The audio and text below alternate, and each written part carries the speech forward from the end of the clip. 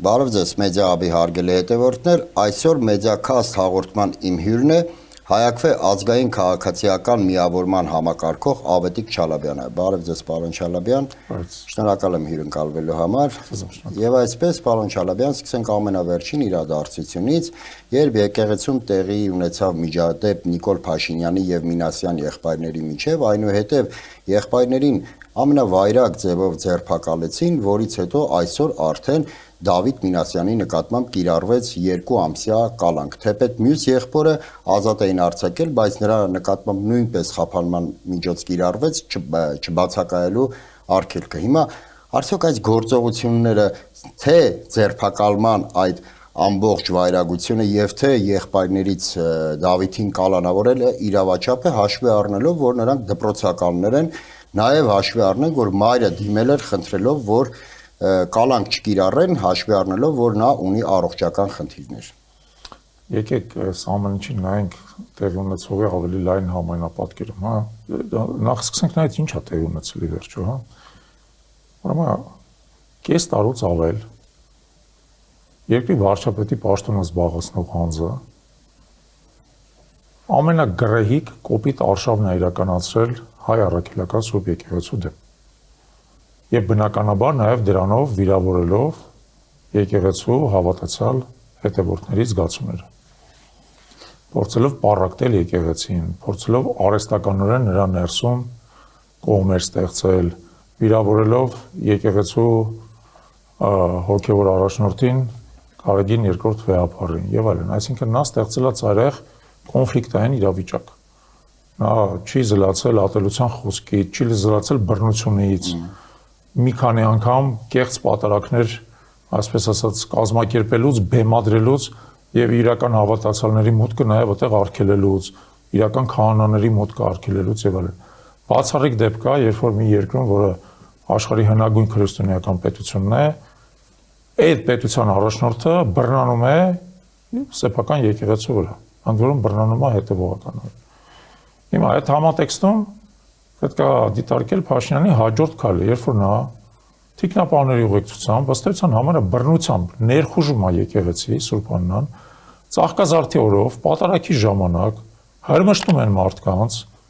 ճանապարհ են բացում, իդեպ պետք է հաշվի առնել, որ Կիրակի օրը Փաշինյանը ոչ մի պաշտոնական պարտականություններ այդ օրը չի իրականացնում, եթե նա մտնում է եկեղեցի, նա պետք է մտնի որպես սովորական հավատացյալ, ինչպես ես եւ դուք։ Բնականաբար չպետք է լինի այդպիսի թիկնազոր, որը մարդկանց նկատմամբ անհարմարություններ հարկադրանք է իրականացնում եւ այլն, հա, եթե նա իսկապես հավատացյալ է, հավատացյալի պես խոնարհաբար մտիր եկեղեցին, հա, բայց բնական է, որ նպատակը սադրանքն է եղել, եւ այդ սադրանքը ինչ որ ձևով արձագանք է ստացել, իդեպ արձագանքը նա ստացել է ոչ միայն Մինասյան եղբայրներից։ Եթե դուք նայում եք այդ ամբողջ տեղի ունեցողի կադրերը, ակնհայտ է, որ բազմաթիվ մարդիկ իրենց դժգոհությունն են հայտնում, աղմկում են, ինչ որ խոսքեր են ասում, հա, կոշտ եւ այլն, հա, պարզապես այդ Մինասյան եղբայրների հետ է, որ տեղի ունենում նաեւ կոշտ անմիջական կոնտակտ։ Հա, հիմա տրամաբանորեն պետք է, ասենք, ենթադրենք քրեական գործառույցել։ Երևի կարելի է քրեական գործառույցել, ասենք, նայել թե այդտեղ ինչ է տեղի ունեցել, բայց նախ իմ համար ակնհայտ է, որ քրեական գործը չի կարելի հարուցել այդ դեպքում պաշտոնյատար անձի պարտականությունների խոչընդոտելու հոդվածով։ Դա աբսուրդ է, որովհետև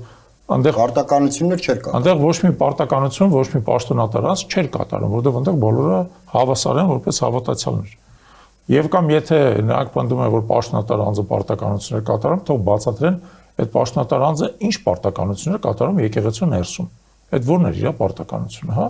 Արդեն այդտեղից է սկսում աբսուրդը, այսինքն ինքը քրեական գործը աբսուրդային, հա։ Երկրորդը, բնականաբար կիսում եմ ձեր մտահոգությունը, որ հերթական անգամ վատթարագույն հեղինակություն ունեցող դատավորներից մեկը, որ իդեպ նախկինում դեռևս 2022 թվականին նաև ինձ է կալանքի դատապարտել, անհիմն բացարձակ կալանքի, որը հետագայում Վերաքննիչ դատարանի կողմից վերացվել է, հա։ Կալանքի է ենթարկում երիտասարդի, որը դպրոցական է, այսինքն լավ, եթե նույնիսկ քրեական գործ է հարուցված, որևէ հիմք չկա դպրոցական երեխայի, չգիտեմ, չափահասը թե անչափահասը, բայց 18 տարեկան այնուամենայնիվ դպրոցական դպրոցականի, որ նաև առողջական խնդիրներ ունի, խափանման այդպիսի միջոց։ Դա բացարձակ վենդետա է։ Փաշինյանը հուսահատ ուզում է ցույց տա, որ իր ձեռքում իշխանություն կա, իդեպ ես ասեմ նաև, որ նաև այս սոցիալական ցանցերը իրանց այդ բոլոր ռոպագանդիստներին, իրանք ասում են, դե լավ էլի, ձեր վաղ նկատի ունեն նախորդ իշխանությունների։ Ձեր վաղ գլուխը կջարդեին, իսկ մենք սահմանափակվում ենք կալանքով։ Կներեք, նախ եւ առաջ անընդհատ այդ նախին բարքերին հղում մի կատարեք։ Բա դուք եկել եք խոստանալով փոխել այն ամենը ինչա է, ձեր փոխել, օրենք իրավունք բերել։ Ինչ եք հիմա անընդհատ հղում կատարում, թե նախկինում ինչ ա եղել։ Ինչ եք դրան անընդհատ հղում կատարում։ Դուք հղում կատարեք նա, թե դուք ինչ եք խոստացել։ Որովհետև հղման կետը այդ է, մեկնարկային կետը այդ է, դուք խոստացել եք ժողովրդավարություն, դուք խոստացել եք, որ անձնիշխանություն երկրում չի լինի, դուք խոստացել եք, որ իրավունքով եւ օրենքով պաշտպանված կլինեն քաղաքացիները։ Հիմա քաղաքացին օրենքով պաշտպանված է, եթե նրա զգացումները կրոնական պարբերաբար խաթարվում են։ Եթե պարբերաբար եկեղեցիներ եւ վանքեր են բռնազավթվում պետական պաշտոնյաների կողմից, երբ որ քահանաների կողմից իրականացվող պատարագի կանոնական ծեսը միջամտվում է, զեղչվում է կաթողիկոսի անունը եւ այլն։ Դա օրենքի խախտում չի։ Մենք իդեպ հանցագործության մասին հաղորդում ենք ներկայացել դեռևս անցյալ տարի, մինչև հիմա դատախազությունը դա ընթացք չի տալիս, բայց ես համոզված եմ, որ շատ չի մնացել մինչև այն բա, երբ որ մենք հնարավորություն կունենանք այդ ամեն ինչին հետամուտ լինել եւ իրական մեղավորներին սրա համար պատժել, ոչ թե 18-ամյա ըստ էության աշակերտին, որը պատահական այնտեղ հայտնվել է այդ հարկադրանքի, այսպես ասած, կիզակետում ինչ-որ ձևի արձագանքել է։ Ընդ որում այդ կալանքով խախտվում է նաև աշակերտի ուսման գրաֆիկը, որտեղ ակնհայտորեն նա 2 ամիս նվազագույնը կորե 2 ամիս հետ է ընկնելու ուսման ողջ բնական է, հիմա կներեք, մեզ այնց ում էլ կալանավորում մեր կյանքի գրաֆիկը խախտվում է, ինձ էլ որ կալանավորել են կյանքից գրաֆիկը խախտվել է։ Հարցը մի քիչ նույնիսկ ուրիշ է։ Որն է այդ կալանքի հիմքը ընդհանրապես ասած։ Ինչա երիտասարդի նկատմամբ, որը ընդհանրապես ինչ որ աղմուկ է բարձրացրել, ասա վրեսցենց չնայեք բան, ենթադրենք այդ երիտասարդի նկատմամբ այդ կարգի կոշտ ծայրահեղ խափանման միջոց իրավա։ Ըստ ԿՊԱ-ական տարբեր գործիչների այս 2 օրվա հուզաթոթով գրառումներից իբր հարձակում է տեղի ունեցել Նիկոլ Փաշինյանի վրա, այն էլ դա համեմում են, այսպես ասած, իբր սրբապղծություն է տեղի ունեցել, եկեղեցում են հարձակվել առանց հաշվի առնելով նախ որ հենց Նիկոլ Փաշինյանն է հիմնադրել եկեղեցու վրա ասպատակության այդ ամբողջ համար մեկ սրբապիղծը երկրում մտնում է եկեղեցի, փորձում նորից խանգարել հոգևոր ծեսը իր ներկայությամբ, առաջ բերելով ներկաների ծայրահեղ դժգոհությունը, հետո էլ բռնություն է կիրառվում։ Իդեպ տեսել եք այդ բռնության կադրերը նաև եկեղեցուց դուրս։ Տեսել եք այդ ձերբակալման կադրերը, հրմշտոցի կադրերը եւ այլն։ Ոստի ես կարծում եմ, որ նայեք, այս ամեն ինչին պետք է վերաբերվել շատ միարժեք, իդեպ հայաքրեն այդ կապակցությամբ հայտարարությամբ հանդես եկել, մենք դատապարտել ենք բնականաբար, այս ամբողջ միջադեպը իշխանության մասնակցությունը այս ամբողջ միջադեպին, մենք կարծում ենք, որ այս ամեն ինչ պետք է բնականաբար վերջ ունենա։ Եկեղեցին եւ պետությունը պետք է իրար վերաբերվեն փոխադարձ հարգանքով, սահմանադրականորեն երաշխավորված տրամաբանությամբ, պետությունը կամ ցանկացած պետական պաշտոնյա պետք է դադարի խառնվել եկեղեցու գործերին, պետք է դադարի ներքաշել եկեղեցին քաղաքականության մեջ,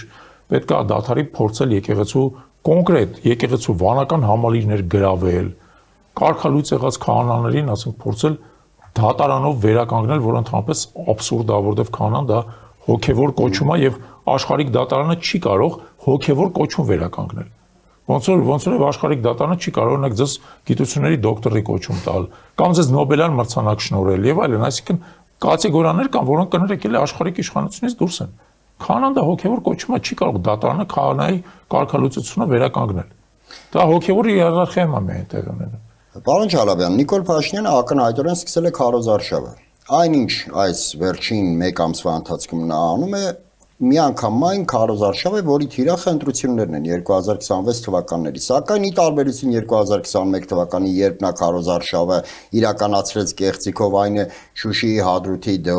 դեօկուպացիա, Արցախի հարցման լուծում ԵԱԿ Մինսկի շրջանակներում, սակայն վերընտրվելուց կամ վերարտադրվելուց հետո, ինչպես ուզում ենք կոչենք, արեց այդ ամենի տրամագծորեն հակառակը, այսօր նա ընտրությունների է գնում շանտաժով։ Այսինքն իրեն ասոցացնում է խաղաղության հետ եւ հայտարարում, որ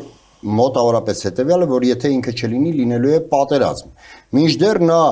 իմ գնահատմամբ նրա մանիպուլյացիան կայանում է նրանում, որ նա Վաշինգտոնի Վաշինգտոնում օգոստոսի 8-ին նախաստորագրված խաղաղության համաձայնագիրը ներկայացնում է որպես հաստատված խաղաղության փաստ եւ որպես միակ հիմնավորում բերում այն, որ օգոստոսից առ այսօր սահմանի վրա որևէ կրակոց չի հնչել ադրբեջանցիների կողմից եւ որևէ հայ զինվոր չի սպանվել։ Հիմա արդյոք մենք կարող ենք այդ փաստը միայն հիմք ընդունելով համարենք, որ վերջ Հայաստանում արդեն խաղաղության դարաշրջան է։ Նախ Փաշինյանի ամբողջ քարոզարշավը բացարձակ հակասական տրամաբանության մեջ, որովհետև հնար չի մի կողմից ասել, որ ես խաղաղություն եմ բերել, մյուս կողմից ասել, որ եթե ես չլինեմ, պատերազմ կլինի։ Այդ ինչ է նշանակում, ուրեմն դու խաղաղություն չես բերել։ Ուրեմն խաղաղություն չես բերել, ուրեմն դու ընդհանուր պատերազմի մեջ դադար ես բերել, այն էլ մի շատ բարձ պատճառով, որպեսզի կարողանաս վերարտադրվես։ Որովհետև դիմացինը շահագրգռված է քո վերարտադրության մեջ, Ալիևը եւ Էրդողանը չեն էլ թաքցնում, որ դու ես իրանց այդ սրտի բանը տեխնացուն Հայաստանում ամեն ինչ անել են, որպեսզի դու վերընտրվես։ Դրա համար դադար են տվել, որպեսզի դու այդ ընթացքում վերընտրվես, հետո շարունակեն այսպես ասած պատերազմը։ Հետո պատերազմը պետք է հասկանալ, որ դա հիբրիդային մեթոդներով արվում։ Հիմա Փաշինյանը ասում է, որ ես չլինեմ, ես կլինի։ Իսկ ասում ես, որ դու ունես ինչ կլինի։ Ասում ես, որ դու ունես անկլավները հանձնելու ես։ Ասում ես, որ դու ունես ադրբեջանցիները շարունակելու են առաջ գան Հայաստանի տարածքում։ Ասում ես նրա մասին, որ դու ունես կարող ասենք օրինակ 1918 թվականի դեպքերը ճանաչվեն ադրբեջանցիների ցեղասպանություն։ Ասում ես նրա մասին, որ Արցախի հարցը բացարձակ փակվելու է եւ արցախցիները որևէ հույս չեն ունենալու որևէ վերադարձի։ Դեպ այդ մի բանը ասում է։ Այդ մեկը ասում է։ Այդ մեկը ասում է։ Ասում ես նրա մասին, որ ադրբեջանցիները փորձել են վերաբնակվել Հայաստանում, աստիճանաբար ներսից ական դառնալով Հայաստանի Հանրապետության ներսում։ Ասում ես այդ ամեն ինչի մասին, որ այդ լինելու այն դեպքում, եթե դու լինես։ Չես ասում, չէ՞։ Ոնց որ այն ժամանակ ասում էր, որ Արցախի դեօկուպացիա ես անելու, բայց խաբեցիր, հիմա էլ ասում ես, որ եթե ես չլինեմ, պատերազմ անելու, բայց եթե դու ըլնես, լինելու է Հայաստանի օկուպացիա առանց պատերազմի։ Ասա դրա մասին, որ եթե դու լինես, լինելու է Հայաստանի օկուպացիա առանց պատերազմի, ինչպես Ալիևն է հայտարարել, ոչ թե տանկերով, մեքենաներով ենք այս անգամ մտնելու Երևան։ Ասա դրա մասին։ Ասա դրա մասին մարդիկ հասկանան իրական ընտրությունը ինչի եւ ինչի մեջ է։ Իդեպ, հաստատ ուզում եմ ձեզ ասեմ, իրա չլինելու դեպքում պատերազմի մասին թեզը բացարձակ կեղծիք է։ Բացարձակ կեղծիք է, որովհետեւ եկեք մեզ հարց տանք, ինչի համար պետք է լինի այդ պատերազմը։ Ինչի համար, ո՞րն է պատերազմի պատճառը։ Արցախը հանձնել ես։ Քո պնդմամբ այս ամբողջ ընթացքում Արցախն էր հիմնական պատերազմի պատճառը։ Հիմա Արցախը հանձնել ես, ջնջել ես համարյա քարտեզից երեսից։ Պատերազմի բանը, պատրվակը ո՞րն է։ Ադրբեջանի նոր ագրեսիան Հայաստանի նկատմամբ, այդ դեպքում մի հատ բացատրի, Արցախի հանձնվեց այսքան ժամանակ անցել։ Ինչու դու չես կարողացել այս ընթացքում իշխանություն ունենալով երկիրդ այնքան պատրաստես, որ ինքը այդ պատերազմից արդեն ապահովագրված է, ինչի չես արել։ Ինչ ես դու շարունակել ես ամբողջ ընթացքում լինելով իշխանություն, թողել երկիրդ այսքան խոցելի։ Ինչու։ Ինչու չես ամրապնդել բանակը, ինչու չես վերականգնել դաշնակցային հարաբերությունները։ Ինչու ես թողել երկիրդ խոցելի։ Իդեպ պարոն Չալաբյան, երբ ասիք օկուպացիա առանց պատերազմի, ես հիշեցի 88 թվականին Արցախյան շարժումը, առաջին շարժումը սկսվեց, եւ երբ դրան հաջորդեց հայ-ադրբեջանական պատերազմը, Թուրքիայի բարձրաստիճան պաշտոնյաների կողմից հնչում էր տեսակետ, որ Ադրբեջանի կողմից հիմարություն է Հայաստանի այդ պատերազմի մտնելը, որովհետեւ եթե չլիներ այդ պատերազմը, մենք խաղաղ ճանապարհով, ինչպես հիմա է ասվում, մեքենաներով կվերցնեինք թե Հայաստանը եւ թե Արցախը։ Կարծես թե Նիկոլ Փաշինյանը իրականացնում է թուրքական նախկին իշխանությունների կողմից այդ հորդորները, որոնք ուղղված էին այն ժամանակվա Ադրբեջանի իշխանություններին։ Թուրքիայում գիտեք ինչպես է, նախկին չկա։ Իրանց ռազմավարությունը շատ երկարաժամկետ է։ Իրանց նպատակն է այո, օգտագործելով իրանց տնտեսական ռեսուրսները, օգտագործելով նույնիսկ առևտուրը կամ ներդրումները որպես գործիք եւ այլն, Հայաստանը ներսից վերցնել։ Իրանց պետք չի պատերազմ։ Իրանց պետք է Հայաստանը ներսից վերցնել։ Իրանք պետք է ըստեյության Հայաստանը անդամահատեն, ասենք Սյունիքը կտրեն, այդ անկլավներ կոչուցալները վերցնելով մեր ամբողջ պաշտպանական գծերը խաթարեն, ասենք մեկը, որ մի անգամ գոնե Տիգրանաշենով անցել է, համոզված եմ, որ դուք անցել եք։ Պատկերացնում է ինչ է նշանակում Տիգրանաշենի հանձնումը։ Դա նշանակում է դե ֆակտո Վայոց ձորը եւ Սյունիքը ամբողջովին կտրել մնացած Հայաստանից, որովհետեւ նույնիսկ եթե դուք ուրիշ ճանապարհ էլ կառուցեք, նույնիսկ ուրիշ ճանապարհ։ Մատնանշում է իբր Վեդի մոտով ճանապարհ։ Չէ, Վեդի մոտով կա, հիմա էլ կա ճանապարհ, բայց խնդիրն է, որ այդ ճանապարհը լինելու է կրակի տակ, որովհետեւ այն ինչ որ կոչվում է անկլավ, դա բարձր դիրքեր են, բարձունքներ են ռազմավարական նշանակության։ Ռազմավարական նշանակության այդ ադրբեջանցիները պատահական չի, որ սովետական տարիներին բերել են իրանց այդ նախիրները կամ հոտերը այնտեղ արածացրել են, որովհետեւ կարողանան ադմինիստրատիվ վերահսկողություն հաստատել։ Չկա եւ որևէ փաստաթուղթ պաշտոնական Հայաստանի եւ Ադրբեջանի միջեւ, որովհետեւ այդ տարածքները պատկանում են Ադրբեջանին։ Չկա այդպես փաստաթուղթ, գոյություն չունի ընդհանրապես։ Բայց երբ որ մարդիկ ասում են եկեք գնանք 75 թվականի Սովետական միության գլխավոր շտաբի քարտեզներով։ Սովետական միության գլխավոր շտաբի քարտեզները դրանք ռազմական քարտեզներ են։ Դրանք չեն արտացոլում իրական պետական սահմաններ, դրանք արտացոլում են այն փաստը, որ այդ բանը այդտեղ եղել է ադրբեջանական ադմինիստրատիվ վերահսկողություն, բայց որևէ փաստաթուղթ, որ այդ տարածքները Ադրբեջանն է պատկանում, գոյություն չունի ընդհանրապես։ Բայց հասկանալի է, չէ՞ որ ոնց որ տավուշում հանձնեցին տարածքները, իդեպս վերջերս էլ պարզվեց, որ եւս մի դիրք հանել են ընդեղից։ Պարզվեց, որ Գեղարքունիքում ադրբեջանցիները մի դիրք առաջ են եկել եւ այլն, հա։ Այս ամեն ինչը որ տեղի ունենում, ցույց է տալի, որ պատերազմը ոչ մի պա չի դադարել։ Չի դադարում, որովհետեւ պատերազմը դա թուրք-ադրբեջանական տանդեմի երկարաժամկետ քաղաքականությունն է հայ ժողովրդի նկատմամբ։ Այդ պատերազմը կներեք, սկսել է դեռ շատ վաղուց, այդ պատերազմը սկսել է համիձայն ջարդերով, շարունակվել է ցեղասպանությամբ, 1918 թվականին Հայաստան ներխուժմամբ, հետո 1920 թվականին Հայաստան ներխուժմամբ եւ անդամահատմամբ, հետո Արցախի գրավմամբ եւ այլն։ Այսինքն իրանք այդ պատերազմը կվերջանա մենակ մի օր, երբ որ մենք այստեղ չլինենք։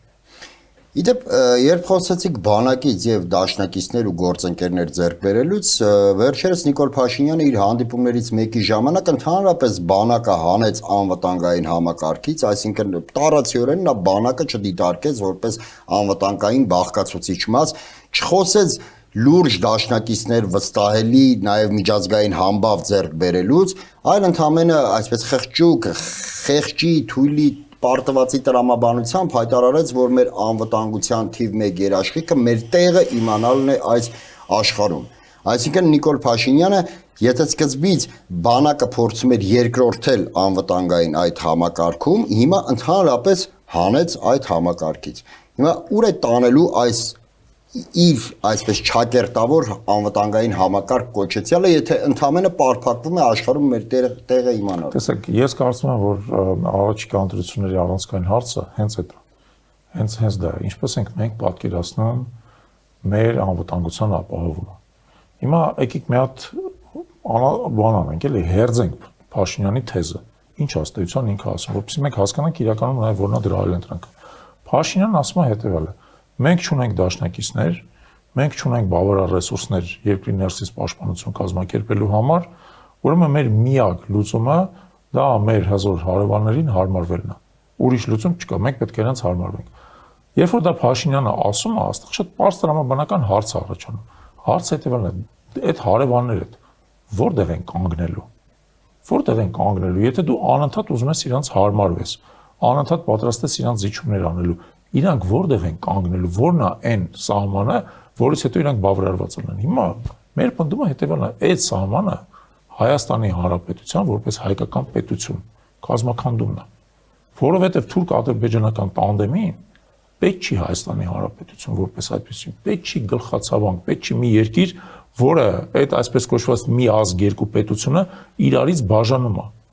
Իրանք համարը արդեն հասել են իրանց երազանքին մեր տարածքով ճանապարհներ ստանալու, ընդ որում ճանապարհներ, որ դե ֆակտո իրանք պետք է վերահսկեն, հա, դա համարը հասել են, բայց իրանց պլանների մեջ խառնվեց այս Ամերիկա-Իրանյան պատերազմը, որի մասին առանձին կարելի է խոսել, հա, բայց ըստ էության իրանք դրա վրա չեն կանգնելու, իրանք ունեն երկարաժամկետ ռազմավարական նպատակ եւ ըստ էության նաեւ ռազմավարություն։ Թուրքիան եւ Ադրբեջանը ցամաքային կապով իրար հետ կապել,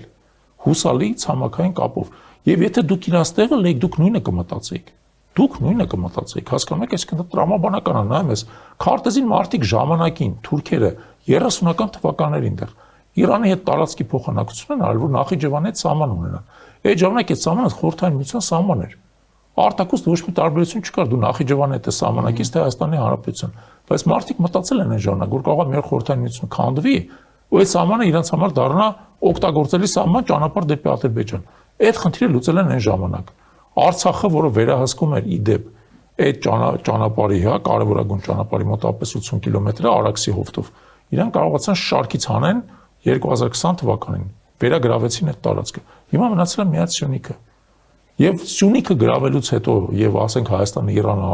Իրանից անջատելուց հետո ասված չանի թե դա իրենց հաջորդ խնդիրը ո՞րն է լինելու։ Ընդհանրապես Հայաստանը չեզոքացնելը ճանապարհից։ Ճիշտ եք ասում։ Հիմա եթե դա է այն վերջնախաղը, որին տանում է Փաշինյանի քաղաքականությունը, մենք մեզ պետք է բնական հարց տանք, իսկ ո՞րն է դրա այլընտրանքը։ Դրա այլընտրանքը մեր կարծիքով եւ Հայաստանի ներսում եւ Հայաստանից դուրս մեր ազգային բոլոր ուժերը մոբիլիզացնելն է։ Ներսից դա կլինի բանակ, դա կլինի հետախուզություն, դա կլինի կիբերանվտանգություն, դա կլինի ռազմարտունաբերություն, դա կլինի պահեստազոր, իսկ դրսից դա կլինեն դաշնակցային հարաբերություններ, դա կլինի մեր սփյուռքի լոբիստական ռեսուրսը, դա կլինի սփյուռքի մեր ֆինանսական կապիտալը եւ այլն, բոլորը պետք է մոբիլիզացնես, որպեսզի կարողանաս երկիրը պաշտպանես։ Այլապես Փաշինյանի քաղաքականությունը փուլ առ փուլ բերելու է մեր երկրի կազմակերպման։ Ինչպես դա արդեն տեղի ունեցավ Արցախի մասով։ Ինչպես տեղի ունեցավ Արցախի մասով, այսինքն այդ գաղափարը, որ գիտեք ինչ մենք Արցախը տանք, հանգիստ կապրենք, հենց ինքը Փաշինյանը հիմա հերքում է այդ գաղափարը։ Ասում է, եթե ես չլնեմ, նորից պատերազմ կլինի։ Այդ դեպքում բացատրի պատերազմը ինչի համար է։ Պատերազմը արդեն Հայաստանի Հանրապետության համար է։ Իդեպ Հայաստանը չեզոքացնելու հետ կապված ընդհանրապես Նիկոլ Փաշինյանը շատ հետաքրքիր մոտեցում ցուցաբերեց Ստամբուլում հայ համայնքի հետ հանդիպման ժամանակ, երբ տարածիորեն հայտարարեց հետևյալը, որ մենք խոսում ենք մեծ Թուրանի գաղափարախոսությունից, սակայն չպետք է Թուրքիային խանգարենք, որպեսզի նա զարգանա այդ ուղղությամբ եւ որպես համեմատության եզր բերեց, որ եթե մենք ուզում ենք դեպի ԵՄ զարգանալ, եւ չպետք է Թուրքիան մեծ խանգարի այդ ուղղությամբ գնալու, մենք էլ չպետք է խանգարենք Թուրքիային, որպեսզի զարգանա մեծ Թուրանի գաղափարախոսության այդ իրականացման գործում։ Այսինքն Նիկոլ Փաշինյանը գրեթե ուղիղ խոսքով հայտարարեց Ստամբուլում, որ ինքը ինչու՞ չէ կաջակցի մեծ Թուրանի գաղափարախոսության կերտմանը, որը եւս մի անգամ հաստատում է, թե Փաշինյանը իրականում ինչ քաղաքական գիծ է իրականացնում։ Նա իրականացնում է, այո, Թուրանի ձևավորման քաղաքական գիծը եւ այդ քաղաքական գծի շահառուները ոչ միայն Թուրքիան եւ Ադրբեջանը, այլև իրանց բազմաթիվ թուրքական աշխարհը։ Չէ, նաեւ Եվրոպայում կամ ենթադրենք Միացյալ Նահանգներում կամ Բրիտանիայում իրանց ներդրողները, որոնք շահագրգռված են այդ Թուրանի մեջ, որպես հակակշիռ Իրանին, որպես հակակշիռ Ռուսաստանին, որպես հակակշիռ Չինաստանին եւ այլն։ Այսինքն Նիկոլ Փաշինյանը ինքը տեղավորվել է, այսպես ասած, մեծ Թուրանի այդ ռազմավարական նախագծի մեջ իր պատկերացումը, դա ինքը Թուրանի սպասարկուն է Հայաստանում, հասկանում եք։ Հիմա տեսեք, էլի վերադառնանք այդ հարցին։ Ես ինքս չեմ կարծում, որ մենք պետք է ասենք դիմադրենք նրանով, որ մեր տարածքով ճանապարհներ լինեն։ Ոնց որ եւ մենք պետք է այդ ճանապարհների դիմաց, օրինակ ճանապարհներ ստանանք Թուրքիայի տարածքով։ Եթե Թուրքիան մեր տարածքով կարող է երթևեկել, ոնց որ այսօր երթևեկում են իրանացիները, ենթադրենք։ Մենք էլ իր տարածքով կարող ենք երթևեկել դեպի Սև ծով, դա նորմալ է։ Ես դրանում խնդիր չեմ տեսնում, դա զուտ առավոտային հարց է։ Բայց թուրքերը դա այդպես չեն պատկերացնում։ Թուրքերը պատկերացնում են, որ այդ տարածքը իրենք պետք է վերահսկեն։ Իրանք պատկերացնում են, որ դա չի լինելու ճանապարհ Հայաստանի Հանրապետությունում։ Իրանք պատկերացնում են, որ դա լինելու է Զանգեզուրի միջանցք, իրենց վերահսկողության տակ։ Ոչ միայն այդպես են ասում, մի քանի տարի է դրա շուրջը կոնֆերանսներ են անցկացվում։ Թուրքիայի այս արևելյան նահանգներում պարբերաբար հանդիպումներ են, պրեզենտացիաներ են եւ այլն, նոր երկաթուղի են սկսել Կարսից կառուցել, որը պետք է շրջանցի ըստ էության ամբողջ Հայաստանի Հանրապետությունը, անմիջականորեն դուրս գա Նախիջևանի վրա, ինչ-որ շատ թանկ ծրագիր է, որտեղ լեռներով անցնում։ Ես նույնիսկ չեմ պատկերացնում, ասենք տնտեսական նպատակարարությունը ծրագրի զրոյական է։ Իսկն քաղաքական է։ Բացարձակ քաղաքական է, իրանց պետք է ունենալ իրանց վերահսկողության տակ մի ճանապարհ, որին չի կարող ոչ Հայաստանը խառնվել, ոչ Իրանը, ոչ Ռուսաստանը, ոչ մեկ, մի ճանապարհ, որով իրանք կարող են անխաթար, անխոչնդոտ իրականացնել ռազմավարական գործողություններ, որոնք զորքեր տեղափոխել, տանկեր տեղափոխել եւ այլն, այլն։ Դա է իրանց խնդիրը։ Եվ Փաշինյանը նույնպես եմ ասում, նա տարածորեն ուղղակի պարկել է այդ ծրագրի տակ, նա այդ ծրագրի իրականացնողն է Հայաստանում։ Իդեպ քանի որ ճանապարհներից խոսեցինք, անդրադառնանք նաև Թրիփին։ Հենց Թրիփի հետ կապված Ադրբեջանը հայտարարում էր, որ Հայաստանը ինչպես ուզում է թող այն կոչի, մեր համար կարևորը միջանցքն է։ Այսինքն ակնհայտ է, որ Թրիփը միջանցքային տրամաբանություն ունի, սակայն Իրանում տեղի ունեցող պատերազմական գործողությունները կարծես մի փոքր մշուշոտ են դարձնում Թրիփի ապագան կապված նաև պատերազմի ելքի հետ։ Միայն Նիկոլ Փաշինյանն է կարծես այսպես Իրանում տեղի ունեցող պատերազմի հանդեպ շուտ անտարբեր վերաբերմունք որդեգրել, սակայն այս վերջերս նա նույնպես ընկալելով Թրիփի մշուշոտությունը Ադրբեջանին առաջարկեց ճանապարհ երասխով Կարծես թե որպես այլընտրանք Թրիփին, այսինքն եթե Թրիփը միջանցքային տրամաբանություն ունի, ստացվում է Նիկոլ Փաշինյանը այլ միջանցք է առաջարկում Ադրբեջանին երասխի ուղղությամբ։ Հիմա այնուամենայնիվ Թրիփը որքանով է համապատասխանում այն մոտեցմանը, որը Նիկոլ Փաշինյանը ներկայացնում է իբր նաև անվտանգային հարց է լուծելու, իբր ԱՄՆ-ն այստեղ անվտանգության երաշխավոր է լինելու եւ այլն եւ կամ առասարակ ինչ է լինելու այդ Թրիփի։ Այդ ամբողջ տրամաբանությունը, որի ներքո անցած տարի Թրիփի հետ կապված հուշագիրը կնքվեց Վաշինգտոնում, օգոստոսի 7-ին, այդ ամբողջ տրամաբանությունը այլևս հնացած է, որովհետև դրանից հետո տեղի ունեցել մեր ժամանակների ամենախոշոր պատերազմներից մեկը Իրանը։ Մի կողմից Իրանի, մյուս կողմից Միացյալ Նահանգների եւ Իսրայելի միջև պատերազմը եւ այդ պատերազմի համատեքստում Իրանը որդեգրել է ասիմետրիկ ռազմավարություն։ Դուք գիտեք, որ ցամաքային մարտական գործողություններ չկան, փոխարենը օրինակ Իրանը սկսել է ամբողջ տարածաշրջանում հարվածներ հասցնել եւ ամերիկյան եւ իսրայելյան օբյեկտներ։ Դե Իսրայելի դեպքում հենց ինքը պետությունն է, բայց Ամերիկայի դեպքում դա, ասենք, ամբողջ Պարսից ծոցի մի շարք երկրներում, ինչպիսին է Միացյալ Էմիրություններ, Սաուդյան Արաբիա, Կատար, Բահրեյն, Իրաք եւ այլն, Քուվեյթ։ Այդ բոլոր երկրներում ամերիկյան ռազմական բազաները, դեսպանությունները, հյուպատոսությունները, նույնիսկ բանկերը, այս վերջի շրջանում նույնիսկ արդյունաբերական օբյեկտները հայտնվել են հարվածի տակ։ Հա։ Հիմա Իրանը մեծ պարբերաբար տեղեկացրել է, որ իրանք մեղմացած Թրիփի տրամաբանությունը չեն ընդունում։ Հիմա շատ պարզ հարց եմ ուզում տամ Թրիփի ջատագովներին։ Եթե Թրիփը հիմա պատկերացեք կառուցված լիներ, կար երաշխիք, որ Իրանը նաև Հայաստանի տարածքին չէր հարվածի։ Եթե Իրանը հարվածում է Միացյալ Արաբական Էմիրությունների տարածքին, որը իր համար 3 առևտրային գործընկերն է, համար 3 առևտրային գործընկերն, որում Միացյալ Արաբական Էմիրությունում հսկայական ծավալի իրանական ներդրումներ կան նաև։ Իրանացիներն ապրում եւ այլն։ Եթե նա Միացյալ Էմիրություններին է հարվածում, կարի աշխիկ, որ Հայաստանին հենց Թրիփի մասով չէր հարվածի։ Տարածում 2 օր առաջ Հայաստանի ամերիկյան համալսարանը հայտարարել է նրա մասին, որ անցնում է օնլայն դասերի, որովհետև սպառնալիք կա իր նկատմամբ։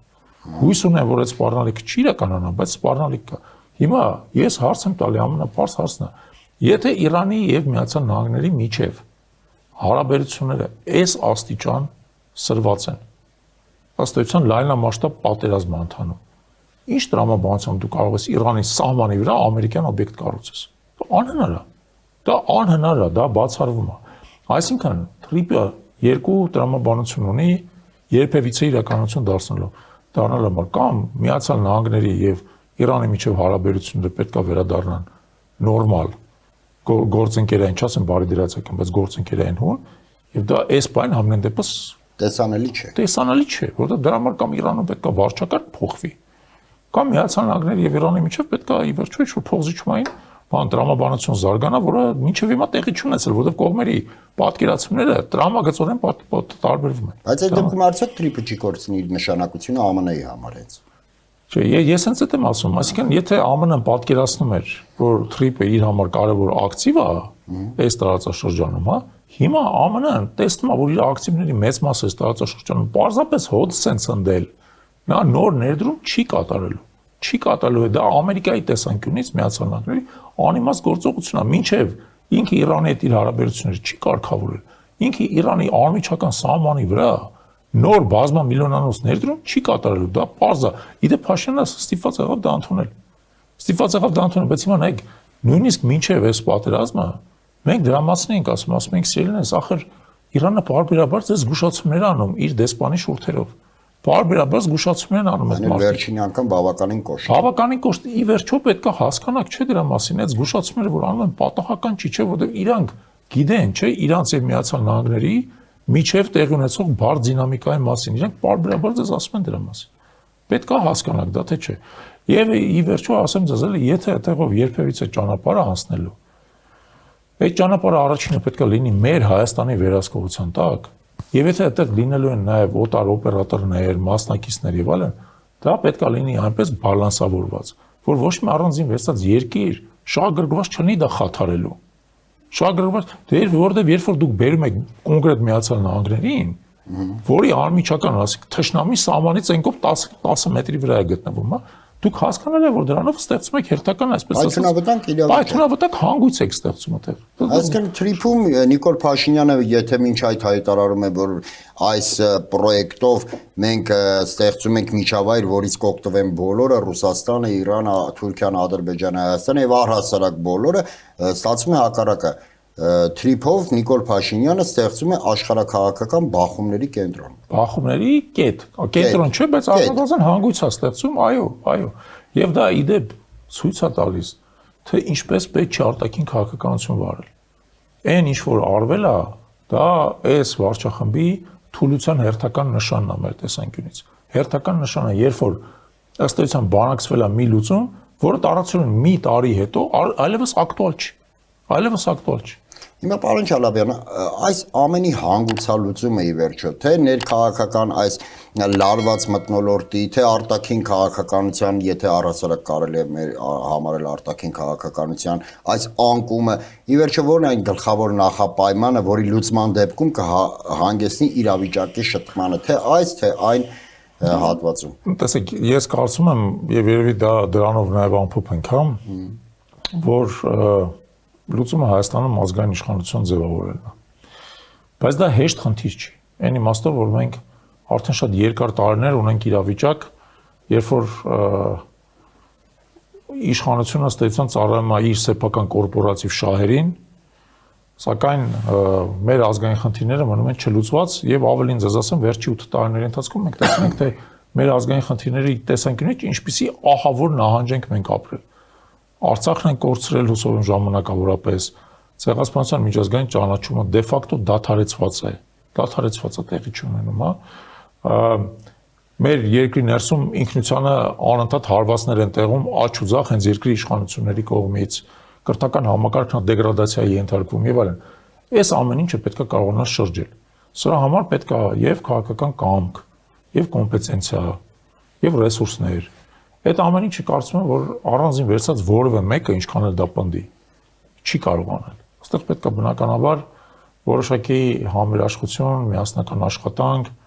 միասնական նաև տեսլական, թե ինչա պետք է անել երկրում, դա էլ հեշտ չի, որտեղ տարբեր մարդիկ, տարբեր ուժեր, տարբեր ձևով են պատկերացնում։ Ի վերջո պետք է կարողանան